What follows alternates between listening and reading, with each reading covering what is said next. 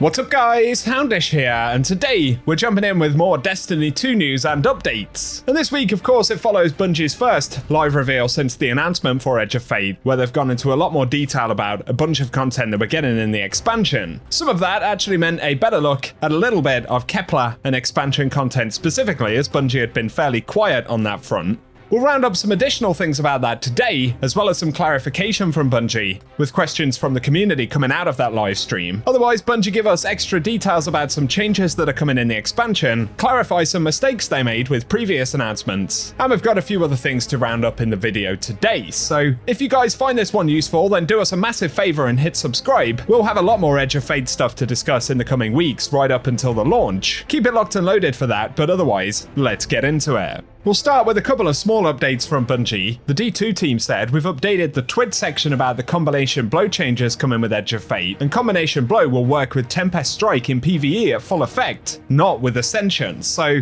worth clarifying that, as obviously that was incorrect in the original version of the TWAB last week. So bear it in mind, and I'll keep you posted as we get more blog posts later on this week. Another quick mention though, following on from the stream, DMG had said there have been a lot of questions and not enough time to answer them. But again, we can expect blog content over the next few weeks up until launch. So hopefully for any items which players still have questions about, we'll get further clarity as Bungie drop more updates soon. Moving on, worth a quick mention here, since we skipped the vendor reset yesterday thanks to Bungie's livestream, the Emissary does have the Arbalist as well as Polaris Lance featured now, which can be purchased for 500 nonary manifolds. Bungie had said the Emissary will start featuring exotics on a weekly basis. I think others that will be included are Outbreak Perfected, Whisper of the Worm, even Worldline Zero, so that is a good catch-up mechanic if anyone needs them. The only other real mentions for the Eververse store this week, there is the Times Inlay ornament for Vex Mythoclast. That's a new ornament for this episode. Not really sure how I even feel about that one, but nonetheless, if you want it, you can add it to collections.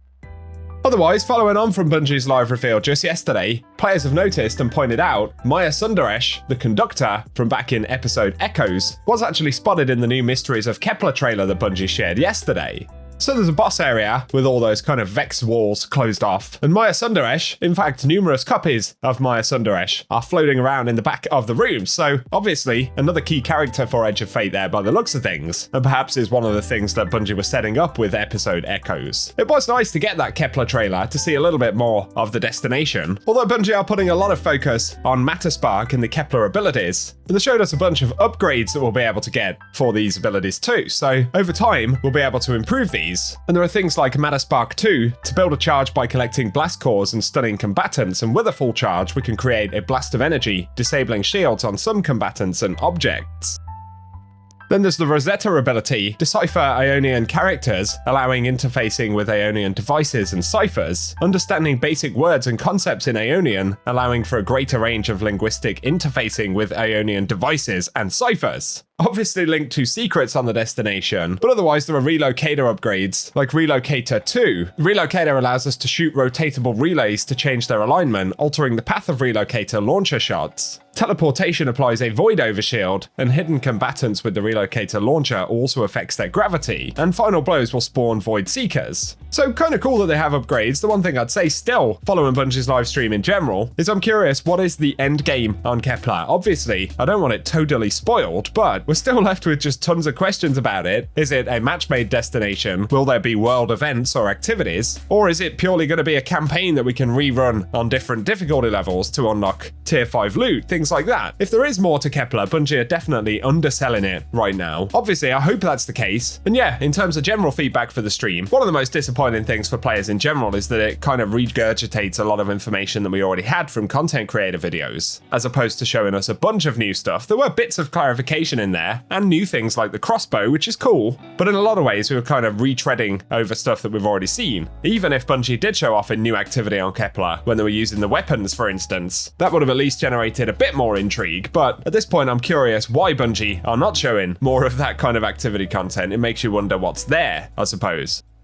Onto a little bit of feedback from that live stream. Clarity on X made a comment about the enhancement for Incandescent that we can see here, not actually explaining itself in the tooltip, but instead it just says provides a unique perk benefit. DMG essentially said the reason for this is that we showed a bit of how we're pulling more stats, descriptions, and info into the game, but some things will still leave a bit for you to discover through gameplay, and specifically this is a vague description invoking "try me, I do something more rare and difficult to define." Which, if that's true, I guess there's nothing specifically wrong with that. Otherwise, a bit of focus on that stream was, of course, for the Crossbow. Bungie were using it in Savathun's Spire, which they're obviously going to be bringing back via the portal. Again, some folks had an issue with seeing that, saying, of course, we're getting reskinned or reprised content for an expansion. Of course, Savathun's Spire isn't actually part of the expansion, and assuming we get a good expansion, I wouldn't mind having playlists that bring some of these other things back, especially on a rotational basis with upgraded rewards. That's fine as a sort of cherry on top and extra stuff to do in general. Again, we come back to the problem where Bungie haven't shown off a lot of what Edge of Fate itself is actually about. But for the crossbow itself, Bungie described that crossbow bolts can be picked up again out of your enemies after being shot, technically making it an infinite ammo weapon, and that there are different types of bolt ammo. The explosive bolt will fire and then explode, and the serrated one will deal damage when it enters a target, but again, can be pulled out of an enemy and will deal additional damage. There was another minor fact that crossbows will count as a bow when it comes to bounties. Otherwise, following on from the reveal, we've seen a lot of discussions kind of continuing on from where we were, whether it's the seasonal bonuses, all that kind of stuff. I've shared my thoughts on a lot of that personally. I guess my overall request for Bungie would be that on the next live reveal, if there is more that they can show on Kepler, whether it's a new activity, events, a bit of info about the actual end game, world tiers, maybe even some details about how we'll get tier 5 loot from the new content specifically, it might make players feel a bit more positive in general about Edge of Fate specifically, because that's kind of currently the context which is missing around a lot of the other sort of busy work and changes that Bungie are outlining with gear. So give me your thoughts below, and hopefully Bungie can enlighten us a bit more soon. A final thing to mention here regarding pre-order bonuses for Edge of Fate, Bungie do clarify how some of that stuff will work. Of course, there are the current pre-order bonuses, the anisotropic shell and external sights emblem. If you have pre-ordered and not collected those, they should be available at the special deliveries kiosk in the tower or at Shorhan in the Cosmodrome. Obviously, for the Year of Prophecy pre-order bonuses though, that includes the same as the Edge of Fate ones, but also will include pre-order bonuses for Renegades in December. Specifically what we'll get from those is currently redacted. Looks like it will be an emblem as well as an exotic ship though.